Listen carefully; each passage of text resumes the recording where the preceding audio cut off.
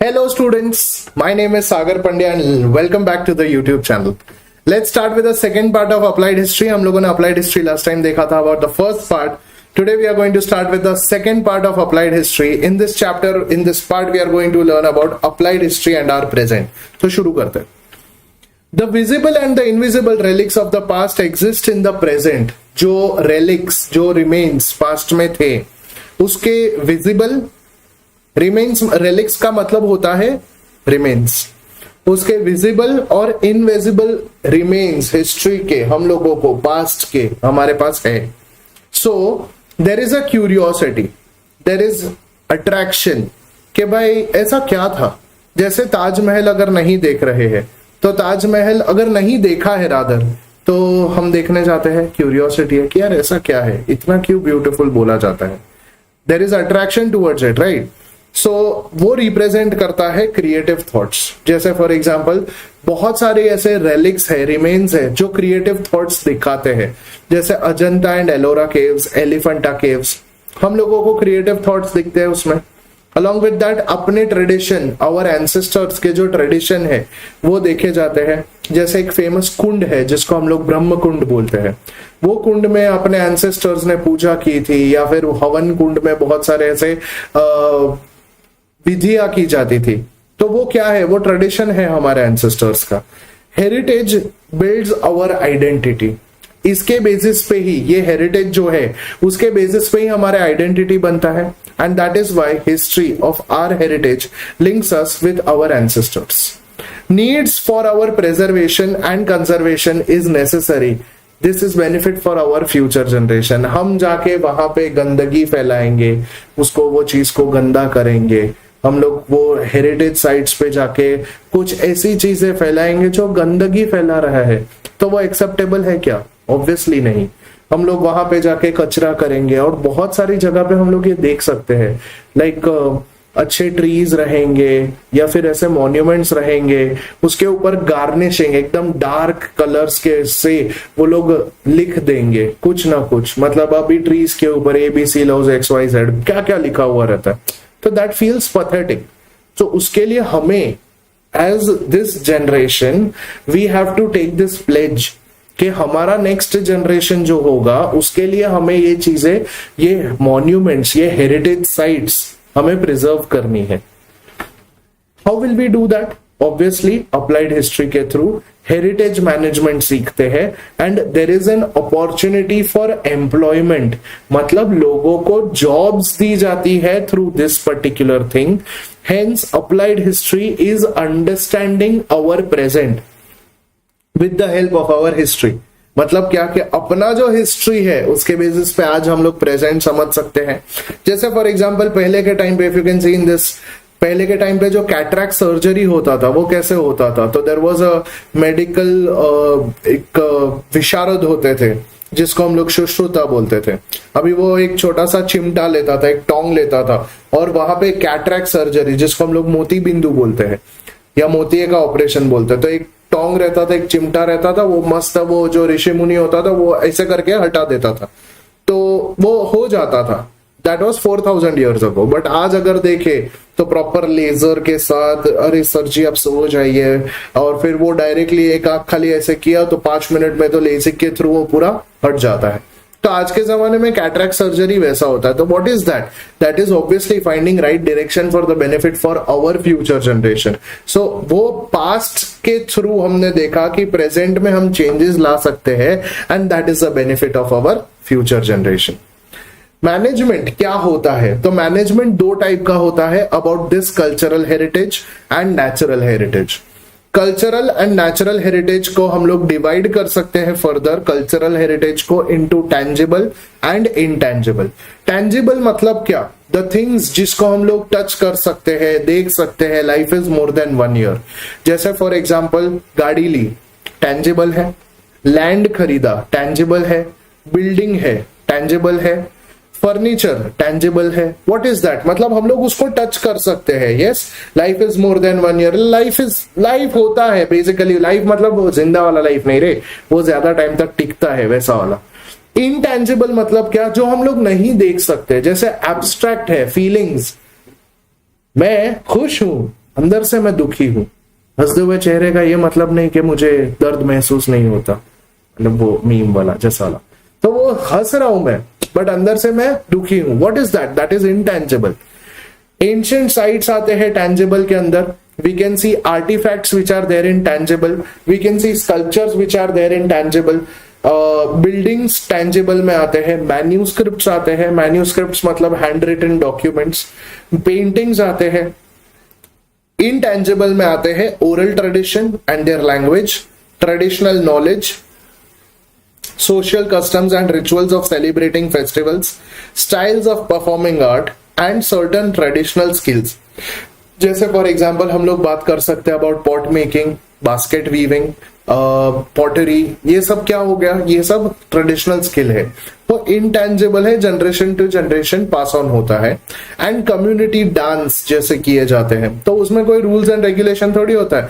गणपति विसर्जन में जो डांस करते हैं हाड़े अपने हिसाब से डांस करते, राइट? What is it? उसमें कोई रूल्स एंड रेगुलेशंस होता है क्या? नहीं। So what is that? Obviously intangible है, वो हैप्पीनेस, वो फीलिंग जो हमें मिलती है। Communities, groups who represent such tradition, customs and skills. In this, we are going to understand and learn about certain natural heritage. जैसे for example, the importance of this thought of biodiversity is very important. It includes certain things जैसे flora, that is flowers, fauna, that is animals, ecology, that is अपना जो biodiversity है वो। इसके साथ साथ geomorphic characteristic, तो पहले जैसे हम लोग ज्योग्राफी के बेसिस पे देखे तो कौन से कैरेक्टरिस्टिक्स हुए, कैसे अर्थ फॉर्म हुआ, माउंटेन्स कैसे फॉर्म हुआ, पहले प्लेटलेट्स थे, उसका टेक्टोनिक चेंजेस कैसे आया, जिसकी वजह से वो प्रेशर की वजह से धीरे धीरे माउंटेन का हाइट बढ़ रहा है। जैसे आज अगर देखिए माउंट एवरेस्ट का हाइट दिन ब दिन बढ़ते जाता है। What is it all about? That is obviously geomorphic characteristics which is crucial for sustaining the flora and fauna of a particular region. The preservation important बहुत ज्यादा है। Why? Because the preservation for all these things is important for our future generations. UNESCO ने इसी वजह से world heritage site declare किया है। Can you imagine? UNESCO, United Nations Educational Scientific and Cultural Organisation which is an organ और which is a branch of United Nation, उसने एक initiative लिया दैट वर्ल्ड में जितने भी ऐसे साइट्स है, नेचुरल हेरिटेज है या कल्चरल हेरिटेज है या मैनमेड हेरिटेज है, वो सब हेरिटेज को हम प्रिजर्व करेंगे, कंजर्व करेंगे, and those will be declared as natural heritage site और cultural heritage site by UNESCO. It has announced directives of promotion of cultural and natural heritage, which is based on which declared as World Heritage Site. तो देखते हैं ऐसे कौन से World Heritage Site है। It's going to be fun. Let us see. Starting with the first part, the Khas Plateau. Now, Khas Plateau in the district Satara is also part of Western Ghats. Now, ये visit करने के लिए honestly देखे तो actual जो time frame है that is between October to January February तक, ये वो टाइम फ्रेम है जब भी सबसे ज्यादा हम लोग विजिट कर सकते हैं in this Khas Plateau. It is called as the valley of flowers because ये अक्टूबर से जनवरी तक फ्लावर सबसे ज्यादा ब्लूमिंग होते थे। इसके लिए एट अ ग्लांस जब भी हम लोग देखे there are so many different Indian traditions. जैसे फॉर एग्जांपल इनटेंजिबल हेरिटेज में देखे 2001 में Kutiyattam dance the Sanskrit theatre of Kerala was declared as heritage site. 2003 में the tradition of Vedic chanting. 2005 में Ramlila the traditional performance of Ramayana in Uttar Pradesh. 2009 the famous Ramman dance that is religious festival and ritual theater of Garhwal Himalayas. 2010 the famous Kalbelia songs, the folk songs and dances of Rajasthan. 2010 the famous Chau dance, a tradition from eastern India, that is the famous Chau dance, was declared as natural heritage or world heritage in 2010. Next 2010 में ही the famous Mudiyat dance, a ritual theater of Kerala. 2012 में Buddhist chanting of Ladakh region, that is the recitation of the sacred Buddhist text in the Trans-Himalayan region, Jammu and Kashmir. 2013 में the famous Sun Kirtan, that is the ritual singing, drumming and dancing of Manipur. 2014 में the traditional brass and copper craft of utensil making, ये हुआ था at a place called as Jandiala Guru district, and ये जो performance है उसको बोलते थे ठाठेरास, विच इज इन पंजाब. सो ये डिस्ट्रिक्ट का नाम है जंडियाला गुरु, that is Jandiala Guru district in Punjab, and that is जो परफॉर्मेंस है that is called as Thathera, जो is declared as intangible heritage site in 2014. 2016 में yoga was declared as intangible heritage. After that, we are going to learn today the world of cultural heritage site which are given declared by UNESCO in India. So 1983 में the Agra Fort, same year 1983 Ajanta Caves, 1983 Verul, that is Ellora Caves, 1983 same year Taj Mahal, 1984 the group of monuments at Mahabalipuram, 1984 Sun Temple Konark, 1986 the churches and convents of Goa, 1986 Fatehpur Sikri, 1986 the group of monuments at Hampi, 1986 the same year Khajuraho group of monuments, 1987 Elephanta Caves, 1987 the great living chola temples. 2004 में वो great living चोला temples में से एक temple को declare किया था as world cultural heritage site, that was Gangaikonda Cholapuram temple, Brihadeeswara temple and Airavatesvara temple which is at Darasuram. 1987 में group of monuments at Pattadakal, 1989 Buddhist monuments at Sanchi, that is the famous Sanchi Stupa. 1993 में हुमायूं's tomb, that is in Delhi. 1993 में Qutub Minar was declared as World Heritage Site and its monuments in Delhi.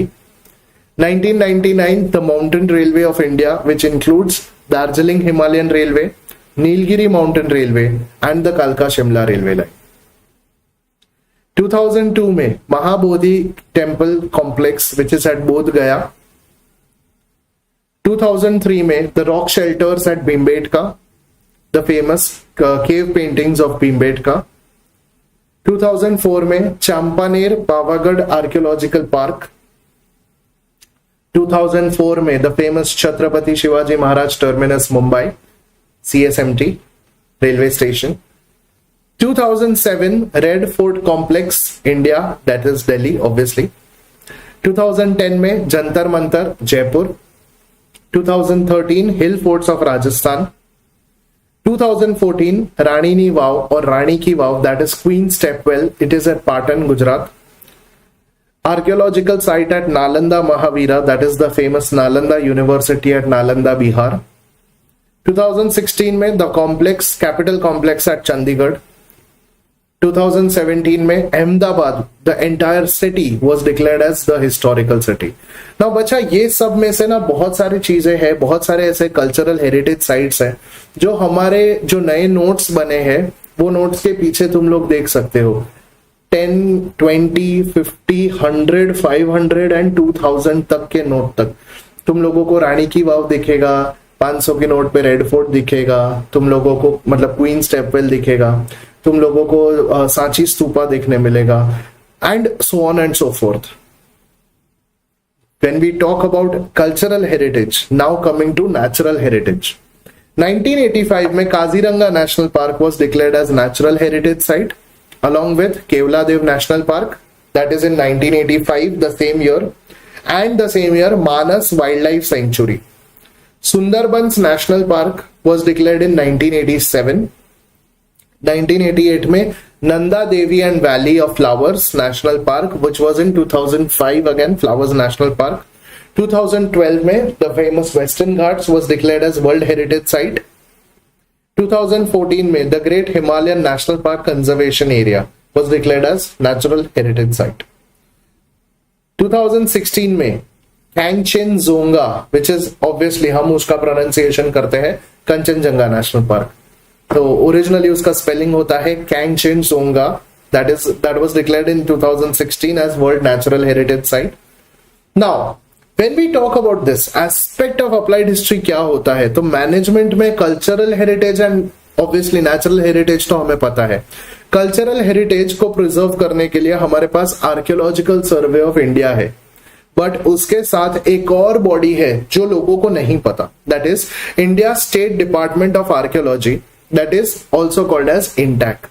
Now for conservation and preservation what is required is participation of experts from various field. हर एक अलग अलग field से हमें expert चाहिए and वो उनका पार्टिसिपेशन सबसे ज्यादा इंपॉर्टेंट रहेगा. अभी फॉर एग्जाम्पल मेरे बहुत पुराना मेरे पास एक पेंटिंग था. I am a curator of a museum, मतलब जो म्यूजियम का ध्यान रखता है. अभी मेरे पास कोई एक मेरे अंडर काम करने के लिए एक पर्सन आया, उसको मैंने बोला बेटा तू सीख रहा है? उसने बोला हाँ सीख रहा हूं. तो उसने बोला कि मैंने बोला एक काम कर, तू ये पेंटिंग है इसको पोंछ दे तभी तक मैं आता हूं. तो पोंछना मतलब हमारे लैंग्वेज में उसको गीले कपड़े से नहीं बट सूखे कपड़े से होता है. उसने गीला कपड़ा लिया और ऑलमोस्ट 1,500-2,000 साल पुराना पेंटिंग पोंछ दिया, मतलब खत्म कर दिया. तो ऐसे होता है क्या प्रिजर्वेशन? नहीं, इसके लिए एक्सपर्ट नेसेसरी है, रिक्वायर्ड है. अवेयरनेस होना चाहिए about cultural, social and political histories of that heritage site. Next is principles of applied history. Now conservation, preservation and development is very important but it does not change in its original state.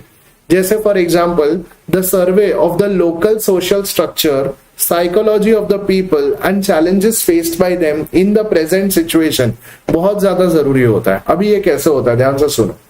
For example मैं as a surveyor गया and मैंने वो particular कोई heritage site है या कोई मंदिर है या कोई मॉन्यूमेंट है, उसको मैंने कुछ चेंजेस किया.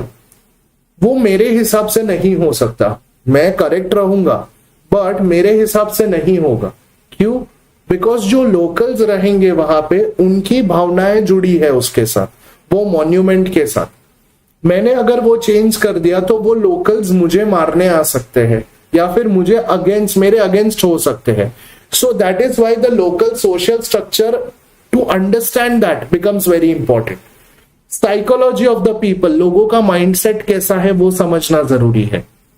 And the challenges faced by them in the present situation, कि भाई आज के जमाने में ऐसा क्या क्या चैलेंजेस वो लोग फेस कर रहे हैं, becomes very important. Next, the precautions are taken accordingly, जैसे avoid hurting the sentiments of the local people, जैसे मैंने बोला. The participation of local people during the projects become very important. And the systematic plan, systematic plan मतलब क्या कि भाई बरोबर से जो हम करने आए हैं वो ही करेंगे. अगर कोई पर्टिकुलर मॉन्यूमेंट को मैं प्रिजर्वेशन कंजर्वेशन के हिसाब से स्टडी करने जा रहा हूं तो उसको हम लोग चेंज नहीं करेंगे, उसको ओरिजिनल स्टेट में रखेंगे. To enjoy the local skills in creative way and create better opportunities for the livelihood. जैसे फॉर एग्जाम्पल हम जाते हैं अलग अलग जगह पे. मैं फॉर एग्जाम्पल गया गोवा, चर्चेस देखने गया. एक फेमस चर्च है वहां पे, Bom Jesus church, saint Xavier's का बॉडी है वहां पे. वो चर्च में मुझे एक गाइड मिला. तो वो गाइड मुझे समझा रहा था, बता रहा था, सिखा रहा था कि भाई क्या हुआ था वो टाइम पे. सो वो लोकल्स जो है उनको भी लाइवलीहुड मिलेगा, that is opportunities for their livelihood. There are certain important questions जो पूछे जा सकते हैं डियर स्टूडेंट्स, जैसे आइडेंटिफाई द रॉन्ग पेयर में तुम लोगों को पूछा जा सकता है ये वाला क्वेश्चन. या फिर ऑब्वियसली इसमें रॉन्ग पेयर है Raman dance, the dance form of West Bengal, वो आंसर रॉन्ग पेयर है. It is a famous dance pair of Manipur. It is religious festival of Garhwal Himalaya, that is ritual theatre of Garhwal Himalaya. Next, the famous Chola temple, Brihadeshwar temple, Kalka Shimla mountain railway. Rock shelter Sundarban में है क्या? नहीं, तो that is wrong pair. Rock shelter Sundarban में नहीं है. Rock shelters are found at Bhimbetka. Yes, इसमें wrong pair है, that is अहमदाबाद में हिल फोर्ट्स है, वो वहां पे नहीं है. हिल फोर्ट्स कहाँ पे है? It is Ahmedabad, obviously it is a historical city. And hill forts are in Rajasthan. Next question पूछा जा सकता है about group of monuments, that is Gangaikonda Cholapuram is a wrong pair. Group of monuments Hampi में है, खजुराहो में है, महाबलीपुरम में है, but पत्तदकल में भी है. तो गंगाईकोंड चोलापुरम में चोला टेम्पल्स है, it is not group of monuments. And Jantar Mantar obviously Jaipur में, Nalanda Bihar, Rani ki Vav Gujarat, but Airavatesvara Kerala is a wrong pair, it is a temple located in Darasuram, that is in Tamil Nadu. Important questions, tangible intangible का इंपॉर्टेंट कॉन्सेप्ट चार्ट है, इसमें से कोई भी 4 पूछे जाएंगे, ध्यान से सुनना, कोई भी 4 पूछे जाएंगे, 4 में से वो 4 लिखने के मतलब 8 में से 4 ब्लैंक रहेंगे, दैट विल बी, वो 4 लिखने के लिए तुमको 2 मार्क्स मिलेगा। नेक्स्ट क्वेश्चन जो पूछा जा सकता है about world natural heritage sites in India and answer in detail में, these are the questions which are very very important. Starting with the next part, affiliated professional fields. Now, knowledge of history can be supportive in बहुत सारे field. अभी जैसे for example आज वाले ये साल तुम्हारा जितने भी चैप्टर्स है उसमें प्रोफेशनल फील्ड्स वाला जो इंपॉर्टेंट पार्ट है वो हर एक चैप्टर में है। मतलब आज के बाद कभी पूछना मत सर हिस्ट्री फ्यूचर में क्यों इंपॉर्टेंट है, वो मत पूछना। ये सब प्रोफेशनल फील्ड्स में किस तरह से अप्लाई करना है हिस्ट्री, ये समझाएगा तुम लोगों को ये पूरा साल। Decision making with regard to respective legal provisions and public policies in the fields of museum, archives, archives मतलब क्या, जहां पे historical documents store किए जाते हैं वो, preservation and conservation, tourism and hospitality, entertainment and mass media, ये वो fields है जहां पे respective legal provisions के public policies के basis पे हम लोग knowledge of history support किया जाता है। Every field mentioned here, expert personnel with specialized skills is required। जैसे एक आर्किटेक्ट होगा, वो बिल्डिंग का प्लान बनाएगा या म्यूजियम का प्लान बनाएगा, वो प्लान बना के छोड़ देगा, पेपर पे वो ही लाएगा, बट एक्चुअली बनाना रहेगा तो उसके लिए हमें इंजीनियर लगेगा। वो इंजीनियर करके वो एक्सपर्ट पर्सनल रहेगा अपने काम में। कोई हिस्टोरियन रहेगा जो वो म्यूजियम के बारे में जो चीजें रखी गई है वो एक्सप्लेन करेगा। एक आर्कियोलॉजिस्ट रहेगा जो रिमेन्स को स्टडी करेगा। म्यूजियम क्यूरेटर रहेगा जो उसका केयरटेकर होगा, क्यूरेटर जो फर्स्ट पर्सन रिस्पॉन्सिबल होगा म्यूजियम के लिए। सोशियोलॉजिस्ट जो सोसाइटी में एक्सप्लेन करेगा, मेंटेन करेगा और समझाएगा कि सोसाइटी किस तरह का है। लीगल एक्सपर्ट लगेगा for obviously as a lawyer legal expert लगेगा। स्किल्ड फोटोग्राफर लगेगा and archive management professionals are important. So every field mentioned here will require expert personnel in their own specialized skills and of course ये तो खाली representative list है, इससे अलावा भी बहुत सारे लोग होते हैं while maintaining history. The help of experts from many more fields is required. These experts need to have adequate knowledge, that is perfect knowledge of history for the ancient sites, the historical backgrounds of the structural remains and artifacts। जैसे ancient sites का knowledge किसको रहेगा, expert को रहेगा, वो historian के पास रहेगा, उसका स्टोरी, उसका स्ट्रक्चरल रिमेन्स, उसका बैकग्राउंड, उसका artefacts. The projects in the field of applied history can create various opportunities for these professionals. These are important questions जो पूछे जा सकते हैं dear students। National Archives of India is situated in Delhi। Dash needs language, philosophy. This is an important concept chart which will be coming for your exam. Next, important do you know section. The city of Ur, which is in Mesopotamia. अब ये important 2 mark answer है dear students, इसके लिए last में रखा है, let us see. What is the city of Ur? Ur वो museum का, वो सिटी का नाम है obviously. The earliest museum जो वर्ल्ड में earliest museum था, that was this. It was discovered, it was of 6th century BCE. 6th century, century मतलब the time span of 100 years. So 6th century BCE in the world was discovered during the excavation. जब कभी excavation हुआ था of the city of Ur. City of Ur किधर है? In Mesopotamia. तो ये 4 civilisation सबसे पुराने थे। अपने इंडिया का हरप्पन सिविलाइजेशन, एक चाइनीज सिविलाइजेशन, एक इजिप्शियन सिविलाइजेशन जो ममीज वाला है, and 4th one is Mesopotamian civilization जो आज अगर देखे तो it is today's day Saudi Arabia, some parts of Kuwait. The excavation of city of Ur in Mesopotamia was started under the leadership of Sir Leonard Woolley. क्या नाम था? Sir Leonard Woolley or Sir Leonard Woolley. He started excavation in 1922 till 1934. This museum was built by the Princess of Mesopotamia herself. उसने खुद ने वो बनाया था and उसका म्यूजियम बनाया था एंड वो म्यूजियम का केयर टेकर भी वो खुद ही थी, दैट इज क्यूरेटर भी वो खुद ही थी. Her name was Annie Goldie. क्या नाम था? एनी गोल्डी, डबल एन वाला Annie. Annie Goldie, she herself was the curator of the museum. This is the city of Ur in Mesopotamia. इसका ना एक नोटवर्दी फीचर ये था, उसमें जब भी मिला हम लोगों को क्ले टैबलेट्स. अभी क्ले टैबलेट्स के ऊपर कुछ ना कुछ इंस्क्राइब किया हुआ था. सर टैबलेट मतलब वो अपना वो एप्पल वाला टैबलेट आता है या सैमसंग वाला आता है वैसा नहीं, ये क्ले का टैबलेट था जो खाली दीवार के ऊपर रखा जाता था. उसके ऊपर इंपॉर्टेंट इंफॉर्मेशन लिखी जाती थी. जैसे कोई रॉयल ऑर्डर, आज राजा का फरमान कुछ आया तो रॉयल ऑर्डर उसके ऊपर लिखा जाता था. Inscribe with the description of the exhibited artefacts. दूसरा important do you know section, that is our Indian museum of Kolkata. ये बहुत ज्यादा फेमस है, ध्यान से सुनना कैसे. ये इंडियन म्यूजियम कोलकाता का was founded by Asiatic society in 1814. Yes dear student, second chapter में हमने जेम्स मिल के बारे में पढ़ा था जिन्होंने ये हेल्प किया था, या सर विलियम जोन्स के बारे में पढ़ा था जिन्होंने ये बनाने में मदद किया था. बट यहां पे जो फाउंडर थे, actual founder, that was the Danish botanist.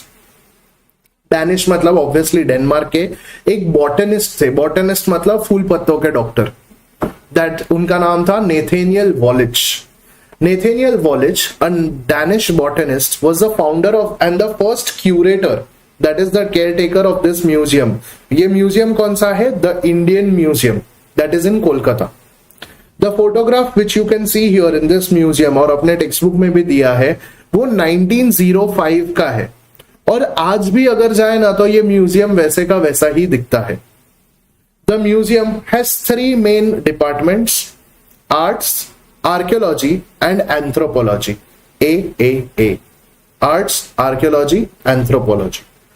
The other affiliated departments are conservation, publication, preservation, photography, exhibition presentation, model making, training, library, security.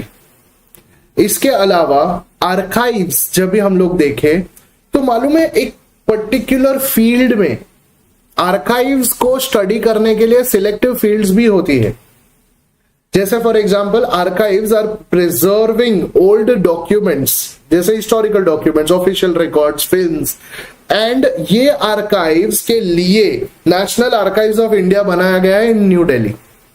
Every state in India has its own archive independently and that is why amongst them with distinct purpose archive देखे. जैसे films के लिए तो एक films maintain करने के लिए तो कितने सारे लेजेंडरी मूवीज है. The main office of this national film archives of India is located in Pune, that is in Maharashtra, and it is established in 1964. अब ये मीडिया यूनिट बनाया था विद अ पर्पस कि ministry of information and broadcasting of Indian government, यहां पे उन्होंने जितने भी रेयर इंडियन फिल्म्स है वो सब के सब यहां पे रखे गए हैं. जैसे तुम्हारे मुगले आजम है, शोले है, लगान है, ऐसे बहुत सारे फेमस मूवीज थे. अब ये सब के ओरिजिनल रील्स है वो सब रखी गई है यहाँ पे. रील्स मतलब वो अपना इंस्टा वाला नहीं रहे, पहले के जमाने में डिजिटल नहीं होता था, वो मूवी की रील्स होती थी और वो रील्स फिट की जाती थी. तो वो रील्स आज भी रखी गई है in Pune. It served 3 objectives. सबसे पहला, सबसे important, to search and obtain rare Indian films. Second, to preserve the heritage for the benefit of future generation. And third, to categorise the important aspects of the film. ये 3 सबसे ज्यादा important हो गया. इसके अलावा we need to create documentation and catalogues. किसी को अगर मूवी चाहिए तो उसका documentation and catalogue future reference के लिए कि भाई ये मूवी का ये पार्ट किसी ये पर्सन लेके गया था. Carry out research in the field and to establish a centre for film culture. यही है इंपॉर्टेंट, यही सबसे ज्यादा इंपॉर्टेंट है. Very very important chapter, exam में आ सकता है। ये इसके क्वेश्चन सबसे ज्यादा इंपॉर्टेंट है। आई वुड रादर से अच्छे से पढ़ो, ट्रिकी है, सिंपल है। That's it from my side, dear students. Thank you so much. We'll meet you later. That's the end of this video. All the best.